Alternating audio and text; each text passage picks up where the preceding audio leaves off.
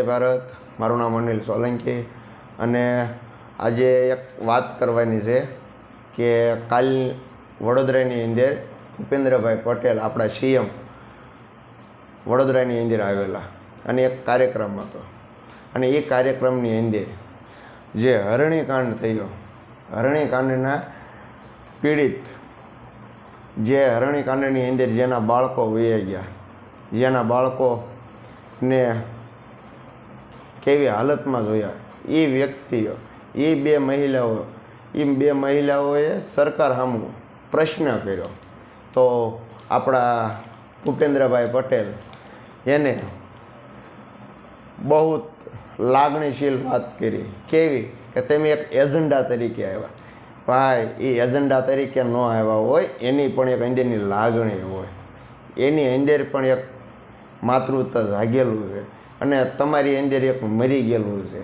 એના માટે એ બેને અવાજ ઉઠાવીને તમે જે એજન્ડા કીધો ને, એજન્ડા એ બેન નહીં, તમે છો. કેમ કે તમે જે કરોડોની ઓફરો લઈને આવ્યા, ફાંકા ફોજદારી કરો છો, એ એક તમારો એક એજન્ડા જ છે ચૂંટણી માટેનો. જ્યારે કોઈ પણ કાંડ થાય, મોરબી કાંડ હોય કે હરણી કાંડ હોય કે અનેક કાંડ, તક્ષશિલા કાંડ, કોઈ પણ કાંડ હોય અને એની અંદર તમે જે 4 લાખ રૂપિયાનું જે પેકેજ જાહેર કરી દો છો ને, એ એક પણ એક એજન્ડા જ છે. એટલે એજન્ડા તમે છો.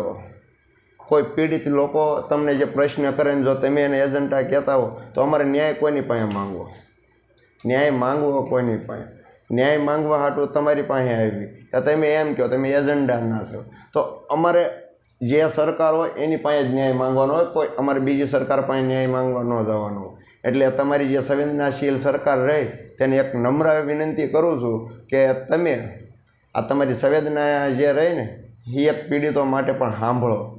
નકરી ફાંકા ફોજદારીની સંવેદના ન રાખો.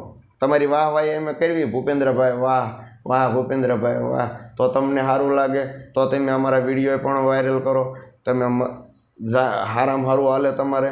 પણ જો અમે તમને પ્રશ્ન કરવી તો અમે એક એજન્ડા થઈ જઈએ. આ એજન્ડા શબ્દ બહુ અમને અહીંયા ખુશી ગયો એટલે આ વિડીયો બનાવવો પડ્યો કે તમે અમને એજન્ડા કહો છો. અમે તમને એક ન્યાય માટે પ્રશ્ન કર્યો તો તમે અમને એજન્ડા તરીકે જાહેર કરી દો છો. વાહ સરકાર વાહ. સલામ છે તમને ભૂપેન્દ્રભાઈ કે તમારી આવી માનસિકતા છે. અમને તો એમ હતું કે હમણાં તમે એક કાર્યક્રમમાં બધાના પ્રશ્ન પૂછવા ઊભા કર્યા અને ત્યાં તમે એવું બોલ્યા હતા કે તમને લખીને આપ્યું, એ બોલો છો કે પછી તમે તમારી રીતે બોલો છો. ત્યારે અમને એમ થયું કે નહીં, ભૂપેન્દ્રભાઈ કાંક આગળ કરવા માંગે છે, પણ તમે કાંઈ નહીં, તમારી અંદર સંવેદનાશીલ છે જ નહીં. આ તમે વાહવાહી લેવા હાટું આ બધું કરો છો. એટલે થોડુંક કોકની સંવેદના પણ સમજો. તો તમારી સંવેદનાશીલ સરકાર હોય તો થોડુંક એની સંવેદના સમજો. એ વ્યક્તિ તમારી પાસે ન્યાય માંગવા આવ્યા હતા. એક ન્યાય માંગ્યો હતો કે અમારે જે આ હરણીકાંડે થયું એ આરોપી હજી પકડાણા કેમ નથી, હજી અમને ન્યાય મળ્યો કેમ નથી, અને એ તમે ન્યાય આપવા સક્ષમ નથી. તે માટે તમે એને એક એજન્ડા કહી દીધો. એજન્ડા કીધો એનો વાંધો નહીં. પછી તમે એમ કીધું ફરીને મળજો મને, કાર્યક્રમ પૂરો થાય. કાર્યક્રમ પૂરો થયા પછી તમને મળવા આવવાની વાત કર્યા તોય તમે પોલીસને આગળ રાખી એમને મળવા ન દીધા.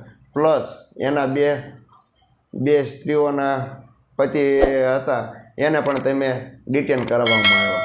આ તમારી સંવેદનાશીલ. સલામ છે તમારી સંવેદનાશીલ સરકારને. જય જય ગરવી ગુજરાત, જય ભારત, જય સંવિધાન.